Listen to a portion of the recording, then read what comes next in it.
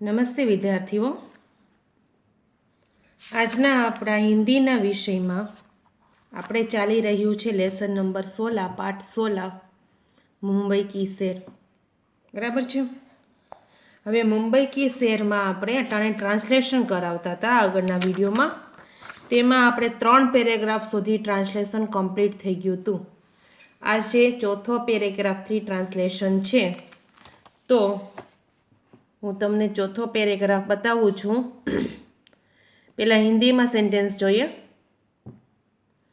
मामा जी ने मुझे यहाँ के बड़े बड़े मंदिर भी दिखाए. અત્યાર સુધીમાં 3 પેરેગ્રાફ થઈ ગયા હતા. પહેલા પેરેગ્રાફમાં આપણે હતું એ મુંબઈ આવ્યો હતો અને એના દોસ્તારને પત્ર લખે છે કે હું આટલા દિવસે મુંબઈમાં છું, તે મને એક પણ પત્ર નથી લખ્યો, તું મારાથી નારાજ તો નથી. એના પછીના પેરેગ્રાફમાં હતું કે આ મુંબઈ એટલું મોટું શહેર છે કે એક ગલીમાં જેટલા માણસો રહેતા હોય એટલા આપણા ગામમાં પણ નહીં રહેતા હોય, અને અહીંયા બહુ મોટી મોટી બિલ્ડિંગો એટલે મકાન છે, તેના વિશે હતું. એના પછીના પેરેગ્રાફમાં તેની મેદાનો, બગીચાઓ અને પ્રસિદ્ધ હોટલો એના વિશે હતું, મોલ, સિનેમાઘર વિશે. આના પછીના પેરેગ્રાફમાં છે મંદિર અને મસ્જિદ વિશે છે. તો એમાં છે પેરેગ્રાફ પાડીને મામાજીને મુझे यहाँ के बड़े बड़े मंदिर भी दिखाए. તો પેરેગ્રાફ પાડીને ગુજરાતીમાં લખો. મામાજીએ મને અહીંના મોટા મોટા મંદિર પણ બતાવ્યા. પૂર્ણવિરામ. મામાજીએ મને અહીંના મોટા મોટા મંદિરો પણ બતાવ્યા. यहाँ के हिंदू मंदिरों में मुम्मा देवी और महालक्ष्मी के मंदिर बहुत मशहूर है. એનું ગુજરાતી લખો. અહીં ના હિન્દુ મંદિરોમાં મુમ્મા, મને રસવાળું મું માથે મીંડું ને બા, મુંબા દેવી અને મહાલક્ષ્મી, ષટકોણનો શ અડધો આવશે, ના મંદિર બહુ પ્રખ્યાત, અડધો યા ને ત, પ્રખ્યાત છે. પૂર્ણવિરામ. અહીંયાના હિન્દુ મંદિરોમાં મુમ્મા દેવી અને મહાલક્ષ્મીના મંદિર બહુ પ્રખ્યાત છે. એના પછીનો वाक्य છે मुम्मा देवी के नाम पर ही इस शहर का नाम मुंबई पड़ा है. मुम्मा देवी ना नाम ઉપરથી જ પડ્યું છે, તો લખો મુમ્મા દેવીના નામ પરથી આ શહેરનું નામ મુંબઈ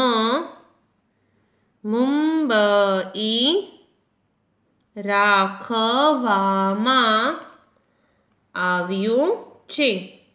મુમ્મા દેવીના નામ પરથી આ શહેરનું નામ મુંબઈ રાખવામાં આવ્યું છે.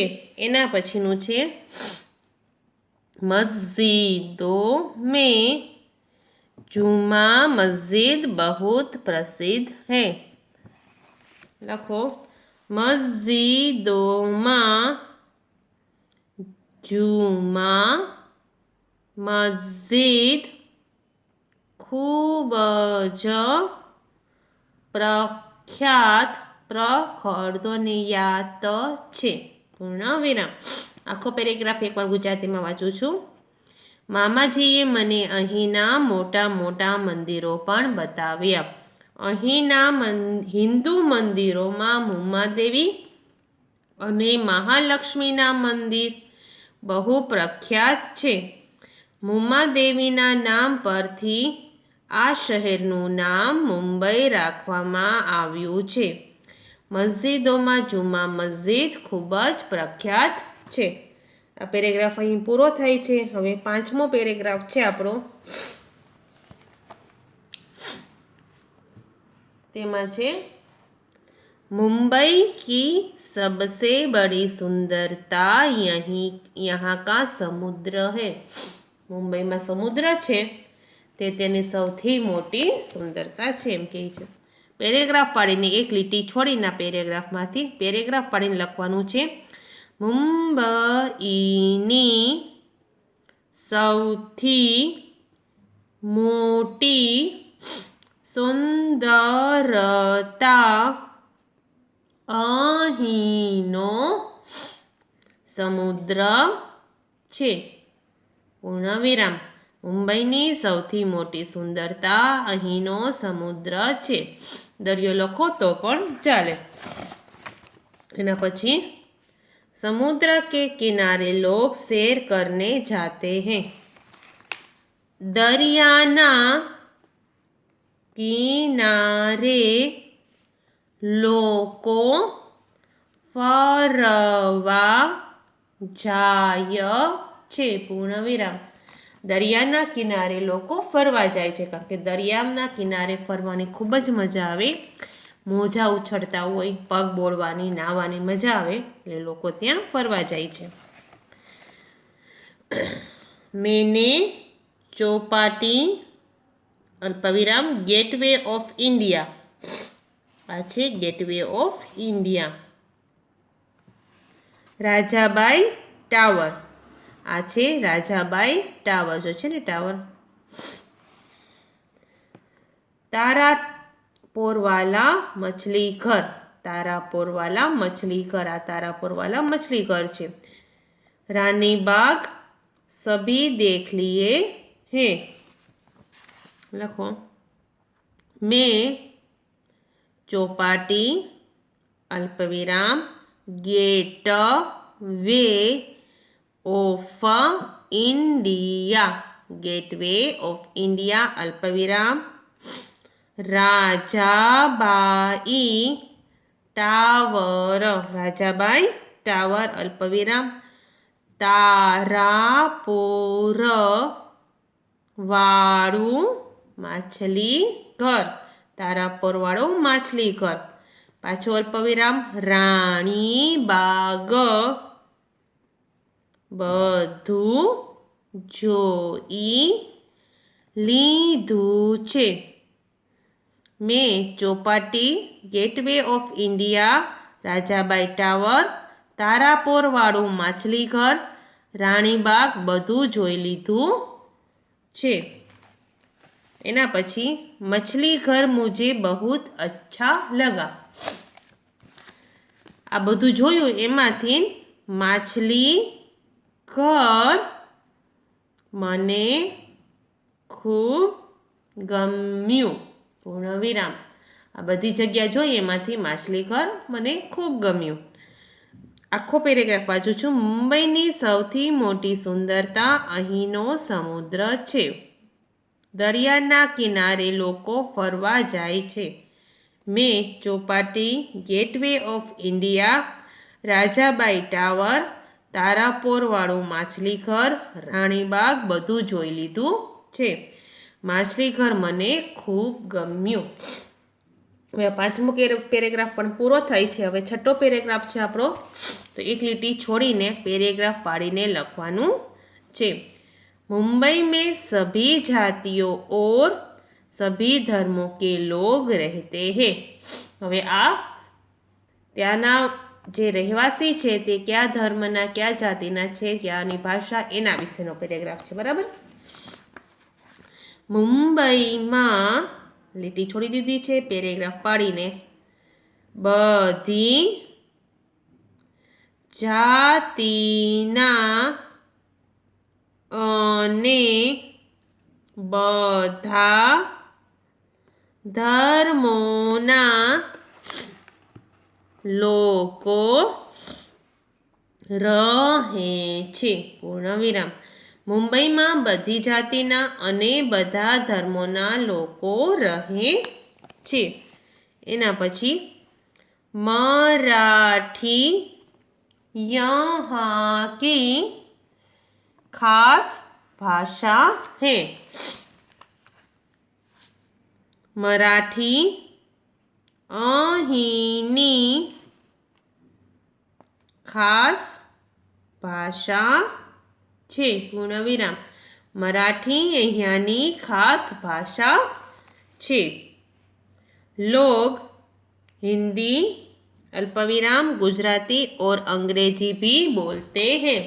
लखो गुजराती लोको हिंदी अल्पविराम गुजराती અને અંગ્રેજી પણ બોલે છે. લોકો હિન્દી ગુજરાતી અને અંગ્રેજી પણ બોલે છે, કારણ કે અહીંયા બધા રાજ્યોના લોકો રહે છે, બધા જાતિના ધર્મના રહે છે, એટલે મુંબઈમાં બધી ભાષા બોલાય છે. મરાઠી ત્યાંની મેઇન ભાષા છે, મુખ્ય ભાષા છે, પણ બીજી બધી ભાષા પણ ત્યાં બોલાય છે. यहाँ बहुत से स्कूल और कॉलेज हैं. અહીંયા ખૂબ જ સ્કૂલો અને કોલેજો પણ છે. અહીંયા ઘણી બધી સ્કૂલ અને કોલેજો પણ છે. यहाँ अनेक कारखाने भी हैं. અહીંયા અનેક કારખાના પણ છે. અહીંયા અનેક કારખાના પણ છે. પાછું એક વાર વાંચું છું. મુંબઈમાં બધી જ જાતિના અને બધા જ ધર્મના લોકો રહે છે. મરાઠી અહીંયાની ખાસ ભાષા છે. લોકો હિન્દી ગુજરાતી અને અંગ્રેજી પણ બોલે છે. અહીંયા ખૂબ જ સ્કૂલો અને કોલેજો પણ છે. અહીંયા અનેક કારખાના પણ છે. હવે એના પછીનો પેરેગ્રાફ છે, એટલે એક લીટી છોડી અને પેરેગ્રાફ પાડીને લખવાનું છે. તો એમાં रात को बिजली की रोशनी में मुंबई शहर बहुत ही सुंदर लगता है.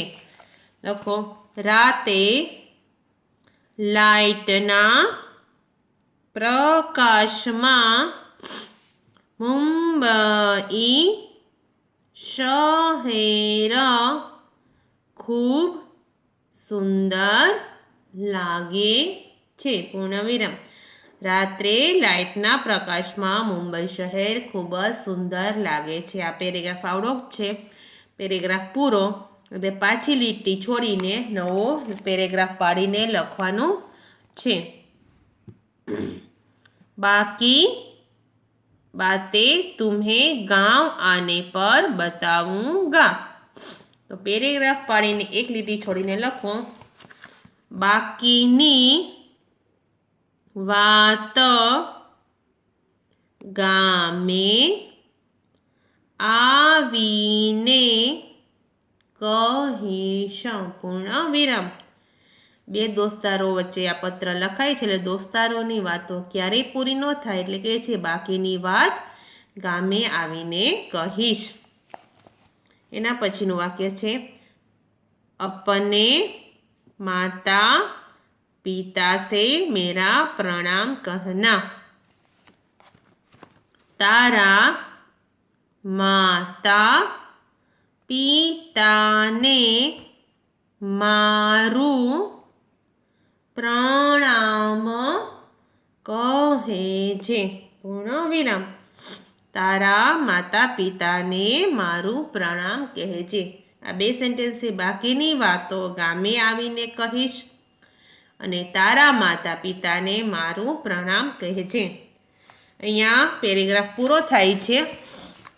હવે ખાલી સંબોધન આપણે જે લખ્યું છે તેનું નામ જ લખવાનું છે. આખો પત્ર અહીંયા પૂરો થઈ ગયો છે. હવે પાછી જમણી બાજુ લખવાનું, જેમ એડ્રેસ લખ્યું તેમ જમણી બાજુ તુમ્હારા અલ્પવિરામ, જે લખતા હોય પત્ર જેને લખ્યો હોય એનું નામ અહીંયા આવે, દિનેશ ઊભી લીટી.